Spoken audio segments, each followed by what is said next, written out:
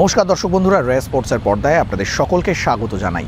এই মুহূর্তে আমি দাঁড়িয়ে রয়েছি যুবভারতী ক্রীড়াঙ্গনে, আর গোটা যুবভারতী ক্রীড়াঙ্গন জুড়ে যেন এক অদ্ভুত বৈপরীত্যের ছবি তৈরি হয়েছে। যুবভারতী ক্রীড়াঙ্গনের দুই প্র্যাকটিস গ্রাউন্ডে একেবারে খুল্লা অনুশীলন করছে দুটি দল, একদিকে মোহনবাগান, অন্যদিকে সিআইএসএফ। কারণ সিআইএসএফের মতো দলকে সমীহ করলেও সেভাবে পরিকল্পনার দিক থেকে হয়তো কোনো ভয় পাচ্ছেন না প্যানাজিওটিস, তাই পাশাপাশি দুটি মাঠে অনুশীলন করছে দুটি দল, যারা আগামী 10 তারিখ একে অপরের মুখোমুখি হবে।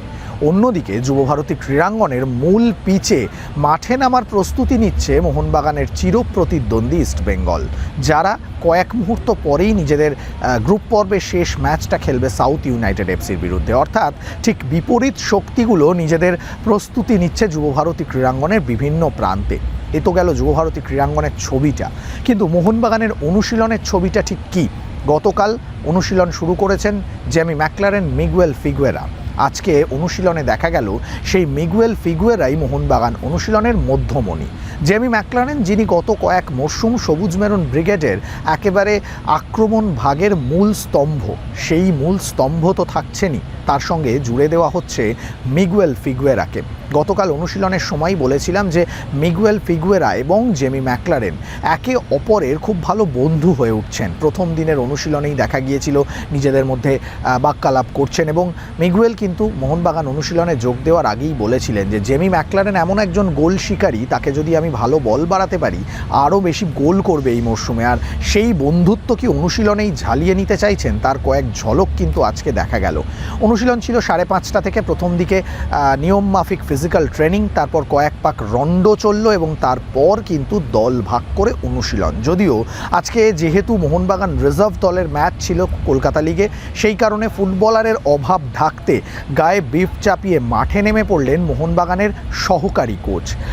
সেই জায়গায় কিন্তু দেখা গেল ম্যাকলারেন মিগুয়েল ফিগুয়েরাদের সঙ্গে পাল্লা দিয়ে বল পায়ে ম্যাচ খেললেন কিন্তু মোহনবাগানের এই সহকারী, এবং তাকেও কিন্তু আমরা আগে এই নিয়ে আপনাদের কাছে প্রতিবেদন পৌঁছে দিয়েছি যে প্যানাজিওটিস বা মোহনবাগানের ফিটনেস ট্রেনার বা সহকারী কোচ, তারা যেভাবে ফিটনেস দেখাচ্ছেন ম্যাকলারেন মিগুয়েলদের জন্য সেটা কিন্তু চ্যালেঞ্জ, আর সেই চ্যালেঞ্জ আজকে মাঠে নেমে বল পায়েও প্রমাণ করলেন।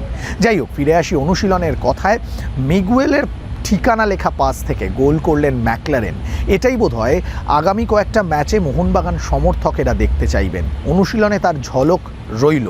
মিগুয়েলকে রেখেই আক্রমণের ছক কষছেন মোহনবাগান কোচ প্যানাজিওটিস দিলেম্পেরিস। যদিও আজকের এই অনুশীলন দেখে প্রথম একাদশ বাছাই করা বা প্রথম একাদশ সম্পর্কে কিছু বলা সম্ভব নয়, তবে মূলত Alberto Rodriguez, Dejan Drazic, Miguel Figueira, Jamie Maclaren, এই 4 বিদেশি ফুটবলারকে রেখে কিন্তু একটা আক্রমণের ছক কষছেন প্যানাজিওটিস, এবং এই ছকটাই যে সিআইএসএফের বিরুদ্ধে ম্যাচটায় দেখা যাবে সেটা কিন্তু বলাই যায়। কারণ মোটামুটি নকআউটের প্রস্তুতি সেরে রাখার একটা পরিকল্পনা করছেন প্যানাজিওটিস।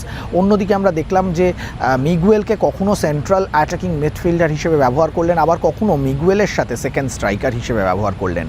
ড্রাজিচকে কখনো ডান প্রান্তে কখনো বাম প্রান্তে ব্যবহার করা হলো।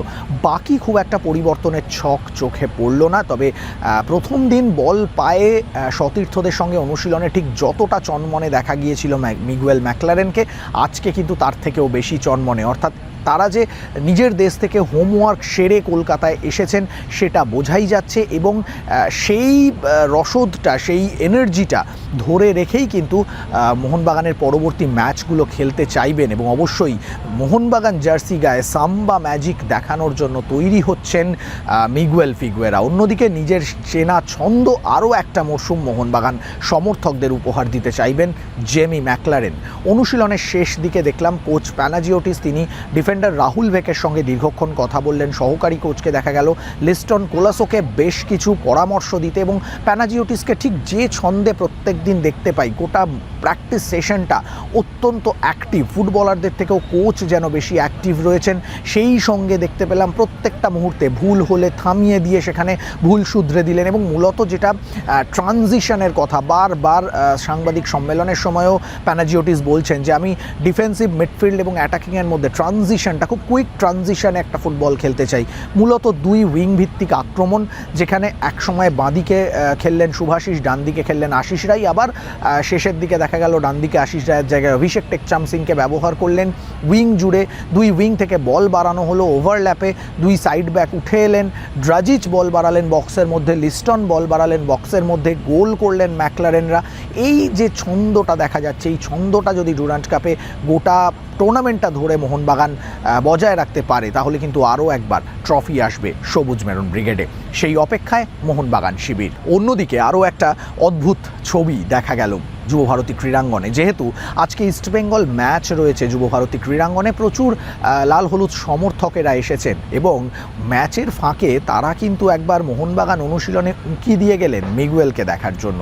এই ছবিটা আমরা বিমানবন্দরেও দেখতে পেয়েছিলাম, যেখানে মিগুয়েলকে দেখার অপেক্ষায় ছিলেন দুই ইস্টবেঙ্গল সমর্থক। আজকেও সেই ছবিটা দেখতে পেলাম এবং যখন মিগুয়েল অনুশীলন করছেন যুবভারতী ক্রীড়াঙ্গনে, তখন কিন্তু যখন সমর্থকেরা ঢুকছেন, ইস্টবেঙ্গল সমর্থকেরা মিগুয়েলকে দেখতে পেয়ে যখন যেন জয় ইস্ট বেঙ্গল ধ্বনি দিলেন, জোর গলায় স্লোগান দিলেন। হ্যাঁ, যদিও এই সব ছবিগুলো ময়দানের অতি পরিচিত, কারণ গত মরশুমে যে মিগুয়েল ছিলেন লাল হলুদের, এই মরশুমে সেই মিগুয়েলই সবুজ মেরুনের।